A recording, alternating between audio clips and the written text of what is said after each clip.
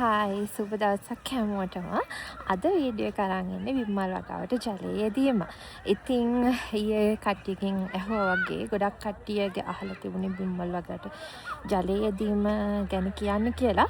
ඉතින් ජලය කියන්නේ විමල් වලට අත්‍යවශ්‍යම සාධකයක්. ඒ වගේම තමයි විමල් වගාවේ සාර්ථක සහ අසාර්ථක භාවය රඳා පවතින්නේ ජලය යෙදීම මත.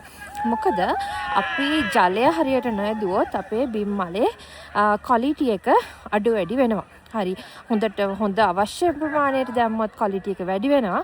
අනවශ්‍ය විදිහට දැම්මත් අවශ්‍යතාවයට වඩා අඩුවෙන් දැම්මත් ක්වොලිටි එක අඩු වෙනවා.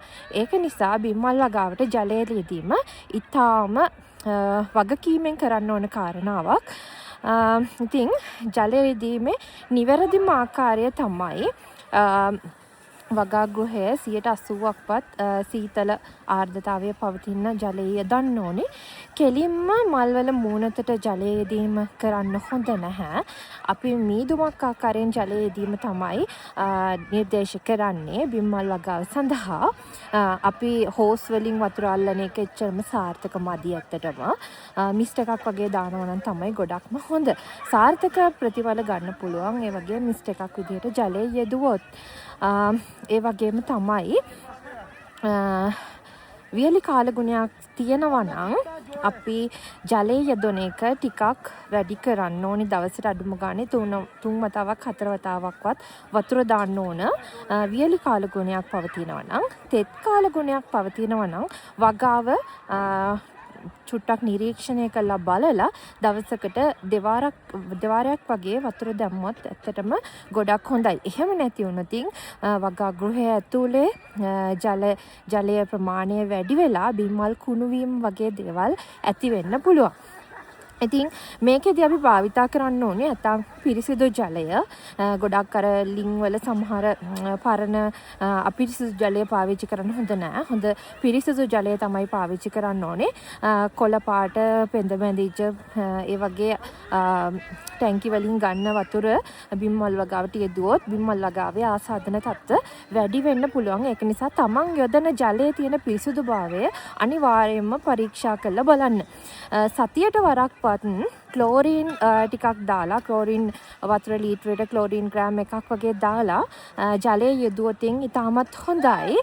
එතකොට වගාවේ මොනවා හරි අහිතකර දේවල් තියෙනවා නම් පොඩි කුණු සතුන්ගේ හානි වුණොත් ටිකක් අඩු වෙනවා. ඒ වගේ ක්ලෝරින් සහිත ජලය සතියකට වරක්වත් යොදනවා නම් මේ ක්ලෝරින් සහිත වතුර දානකොට එක වරුවක් වතුර නොදා ඉඳලා පැය කීපයක් පැය 4-5ක් විතර වේලෙන්න ඇරලා ඊට පස්සේ ක්ලෝරින් සහිත වතුර දානවා නම් හොඳයි. ඒ වගේම තමයි සමහර වෙලාවට බිම්මල් පොට් එක හොඳයි. නමුත් මල් එන්නේ නැහැ. නැත්තම් මල් එනවා මල් ටික පර වෙලා යනවා. මේකෙදි අපිට වතුර අඩුවෙන් තිබුණහම පොට් එකේ මිශ්‍රණයේ මේ තත්ත්වය ඇති වෙනවා. එතකොට අපිට කරන්න පුළුවන් හොඳම දේ තමයි අපිට බැහැනේ ආයි මිශ්‍රණයට වතුර යොදන්න. ඉතින් අපි මොකද කරන්න ඕනේ? අපිට කරන්න පුළුවන් ඉන්ජෙක්ෂන් කටු සාමාන්‍ය ෆාමසි වලින් ගන්න පුළුවන් නේ ඔයාලට.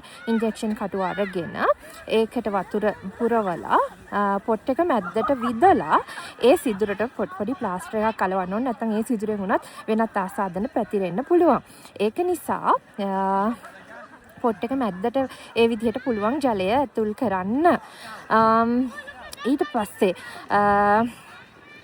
ජලය වැඩිවීමෙන් මොනවද වෙන්නේ කියලා කතා කරමු. ජලය වැඩිවීමෙන් ඇත්තටම දිලීර බැක්ටීරියා හානි අතිශය වැඩි වෙනවා.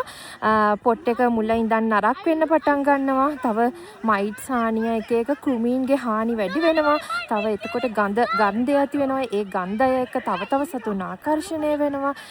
බිම්මල් වල වර්ණය වෙනස් වෙනවා. ක්වොලිටි එක වෙනස් වෙනවා.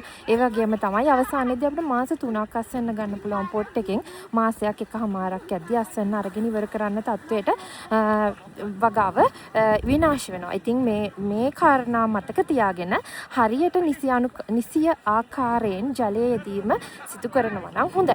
ඒ වගේම තමයි ජලය අඩු වීමෙනුත් මේ කාරණා ටික ඒ විදිහටම සිද්ධ වෙන්න පුළුවන්. ජලය අඩු වුණොත් හරියට මල් එන්නේ නැහැ, පොට් එක වේලෙනවා, මල කර වෙනවා, මල පොඩි වෙනවා.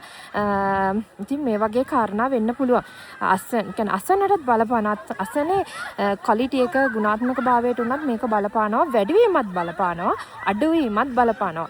ඒ වගේම තමයි උදේට ඔයගොල්ලෝ මල් කඩනකොට වතුර යොදලා මල් කඩන්නේ නෙමෙයි මල් කඩලා ඉවර වෙලයි වතුර යොදන්න ඕනේ. ඒ වගේම තමයි පහළ ඉඳලා උඩටයි මල් කඩන්න ඕනේ. උඩ ඉඳලා පහළට මල් කඩන්නේ නැහැ. මොකද උඩ ඉඳලා පහළට මල් කැඩුවොතින් අර වැටෙන රොඩු ඔක්කොම පහළ මල් වලට වැටෙනවා. ඒක නිසා පහළ මල් ටික කඩාගෙන තමයි උඩ මල් ටික කඩන්න ඕනේ. හරිද? ඒ වගේම තමයි මල් වලට කෙලින්ම වතුර යොදන්න එපා. එහෙම වුණොතින් මල් වල බර වැඩි වෙයි. ඔයාලගේ ක්වොලිටි එක අඩු වෙයි. ඒක නිසා ඔයාලා මල් වල බර වැඩි වෙන්න කියලා වතුර යොදලා මල් කඩන්නත් එපා. මලට කෙලින්ම මලේ අවසන් දවස් වෙනකොට මල හොඳට පිපිලා නම් එතනින් එහාට මලට ඩිරෙක්ට් වතුර අල්ලන්නත් එපා. ඉතින් වතුර යෙදීම ගැන ප්‍රධාන කාරණා ටික තමයි මේ කතා කරේ. මොනවා හරි මගේ ඇරිච්ච දෙයක් තියෙනවා නම් කමෙන්ට් එකක් දාගෙන යන්න. අපි ඒ ගැනත් ආයි කතා කරමු.